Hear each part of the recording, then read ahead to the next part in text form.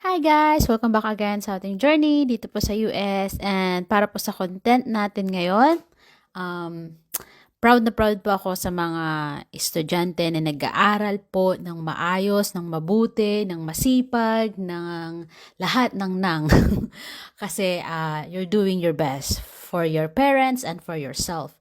At sa mga taong naniniwala po sa inyo, gusto ko lang din sabihin na para sa mga estudyante na nag-aaral at the same time nagtratrabaho, you're doing a good job. And mapapalitan din yung lahat ng paghihirap ninyo sa pagtatrabaho at pag-aaral na yan. Mapapalitan din po yan once na nakatapos na po kayo ng pag-aaral. And basta pagsibagan nyo lang po, no? Hindi po yun tapos ka na nag-aral, tapos wala ka nang ginagawa. Hindi po ganun yun. So, sana po mabago yung pamumuhay po natin by means of education. Yun lang po. Salamat. Goodbye.